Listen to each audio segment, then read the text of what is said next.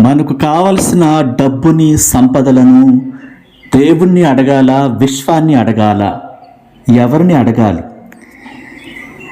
ఈ ప్రపంచమంతా, విశ్వమంతా అట్రాక్షన్తో కూడుకుని ఉంది, ఎనర్జీతో కూడుకుని ఉంది. Hello friends, welcome to my channel. నా పేరు సురేష్. నేను లా ఆఫ్ అట్రాక్షన్ లైఫ్ కోచ్ని మరియు ఇంటర్నేషనల్ మోటివేషనల్ స్పీకర్ని. మన ఈ ఛానల్ని సబ్స్క్రైబ్ చేసుకున్న మీ అందరికీ thank you so much. Energy, everything energy. ప్రతిదీ కూడా ఎనర్జీతో కూడుకుని ఉంది, అట్రాక్షన్తో కూడుకుని ఉంది. మన శరీరంలోని కొన్ని లక్షల కోట్ల ట్రిలియన్ కణాలన్నీ కూడా ఎనర్జీతోనే, సైన్స్ పరంగా ఎనర్జీతోనే నిండి ఉన్నాయి. అయితే ఆధ్యాత్మికంగా ఈ విశ్వాన్ని సృష్టించిన ఒకే ఒక దేవుడు గాడ్. అందుకే ఆ విశ్వం అన్నా గాడ్ అన్నా ఒకటే. మనం ఎనర్జీతో కూడుకుని ఉన్నాం. మన నుంచి వైబ్రేషన్స్ రిలీజ్ అయితేనే ఆ వైబ్రేషన్స్ తాలూకు ప్రకంపనలు విశ్వలోకి వెళతాయి. మనలోని అంతులేని ఆత్మ దైవత్వంతో ఏకమై ఉంది. దైవమే మనకి ఊపిరి పోశాడు. సృష్టికర్త ఒక్కడే. మొత్తాన్ని సృష్టించింది ఒకే ఒక్క దేవుడు.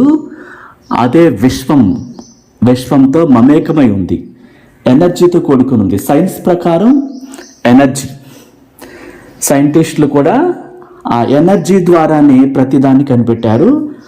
అలాగే మనలోని దైవత్వం ఉంది. మన ఆత్మ కొన్ని కోట్ల సంవత్సరాల నుంచి ఉంది.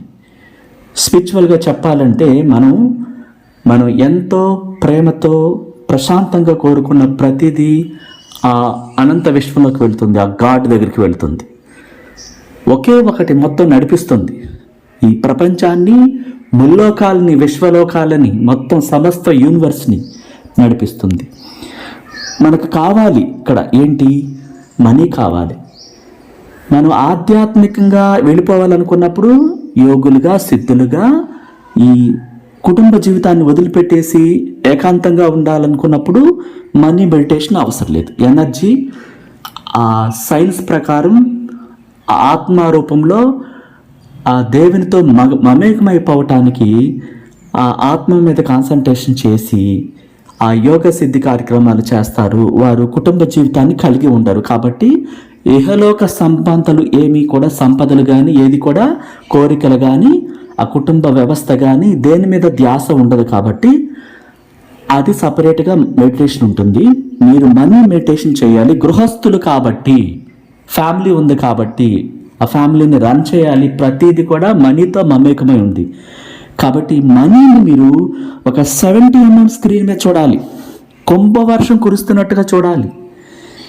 ఈ అందమైన ప్రపంచం మొత్తం ప్రతి వస్తువు ఎనర్జీతో నిండి ఉంది. అట్రాక్షన్ చేస్తేనే అది కదులుతుంది. మీరు, ఈ ప్రపంచం, భూమి, నక్షత్రాలు, గ్రహాలు అన్నీ ఎనర్జీతో నిండి ఉన్నాయి.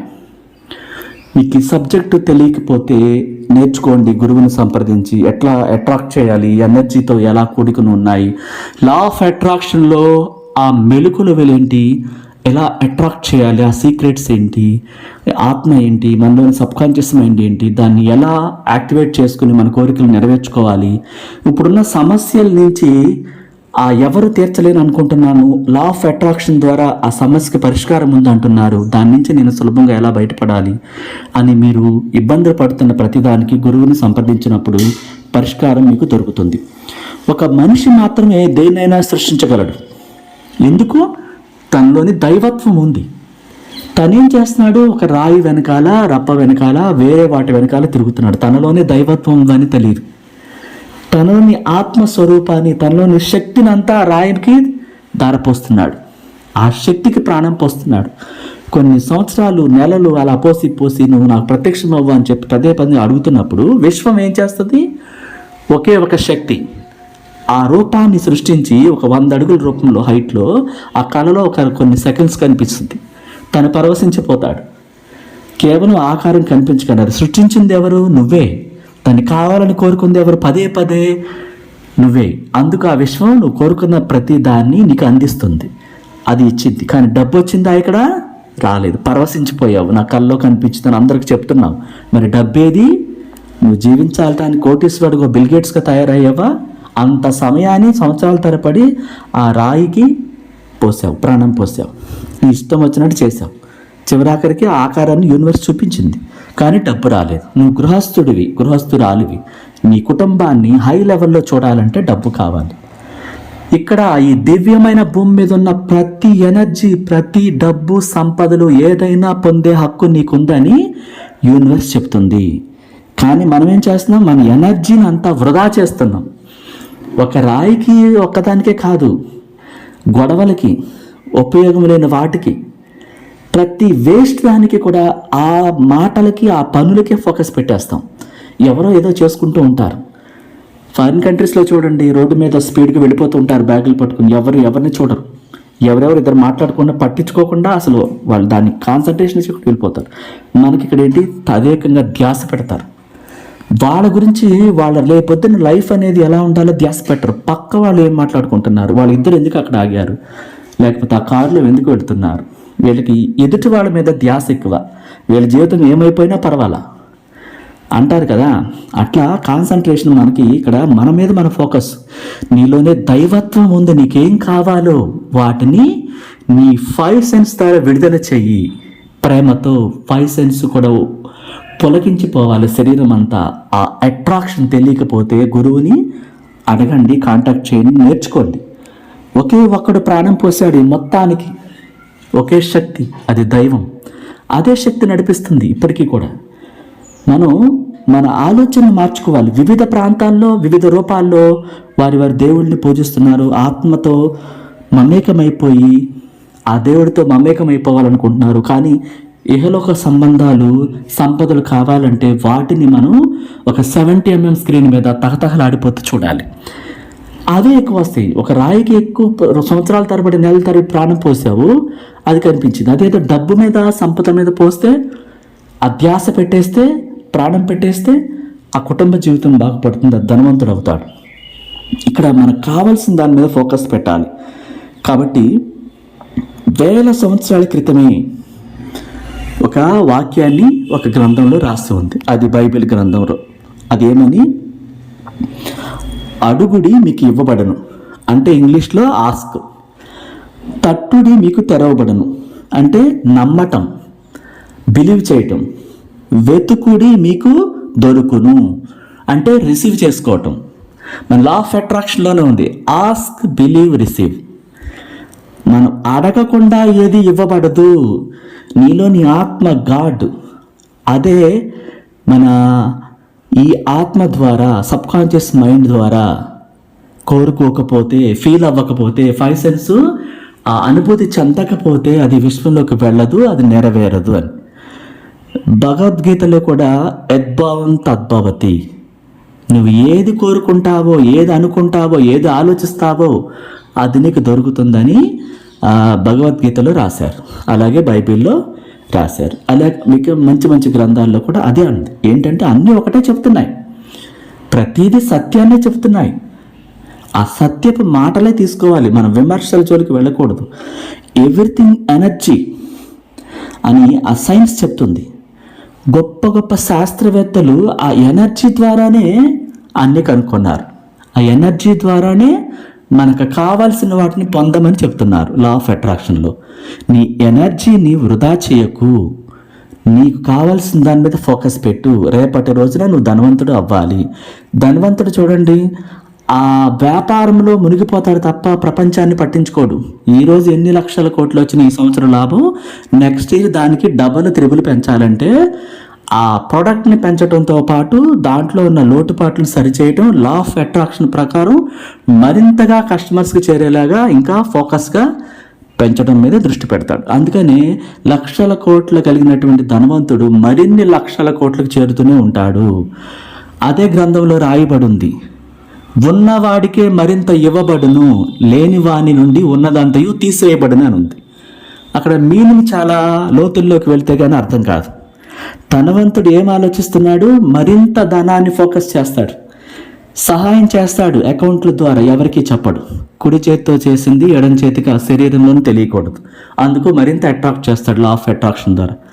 లేనివాడు ఏం చేస్తుంటాడు, ఉన్నవాడిని చూసి అసూయ పడుతుంటాడు. ఆ గ్రంథంలో అర్థం అది.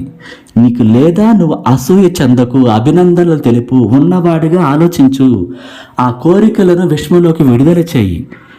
లేదా అసూయ చెందేవా, తిట్టుకున్నావా, వాడు అలా సంపాదించాడని లోపల ఏదేదో విమర్శలు చేస్తున్నావా, నీకున్నదంతయు తీసేయబడిన ఉంది. దాని అర్థం అదనమాట. సరిగ్గా అర్థం చేసుకోవాలి. కొన్ని గ్రంథాల్లో వాక్యాలు చాలా విశ్లేషణ చేస్తే, ఎంతో ఆలోచిస్తే కానీ అర్థం కాదు. ఇట్లా మరెన్నో రకాలుగా ఈ లా ఆఫ్ అట్రాక్షన్లో మన ఎనర్జీని ఉపయోగించి, ఈ ప్రేమ అయస్కాంత క్షేత్రాన్ని ఉపయోగించి ప్రతిదాన్ని పొందొచ్చు.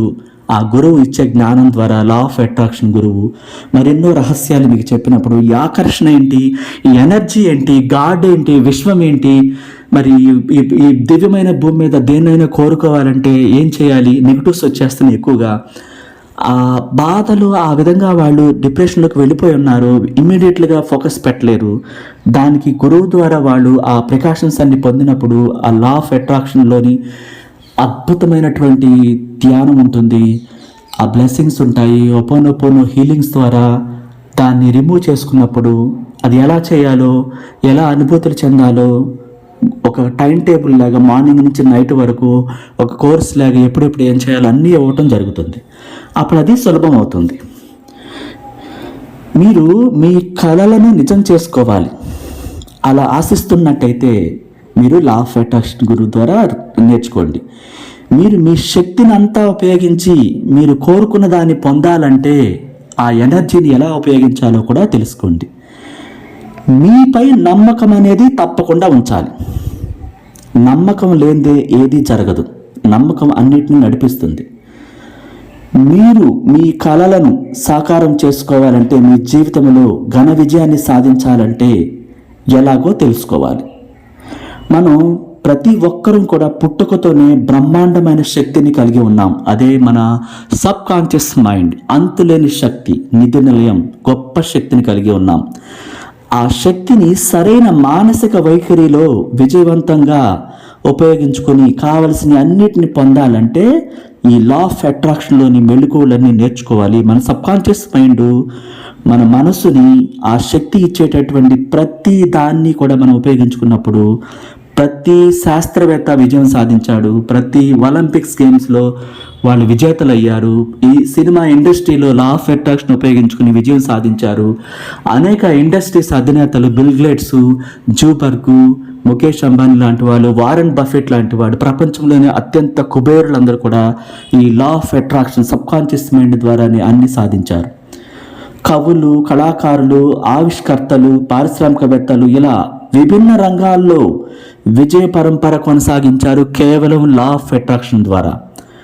ఆకర్షణ సిద్ధాంతం ద్వారా ఎనర్జీని ఉపయోగించుకుని, సబ్కాన్షియస్ మైండ్ని ఉపయోగించుకుని డబ్బులు కుంభవర్షాన్ని, లక్షల కోట్లు కుంభవర్షం కురిపిస్తూనే ఉన్నారు, అట్రాక్ట్ చేస్తూనే ఉన్నారు.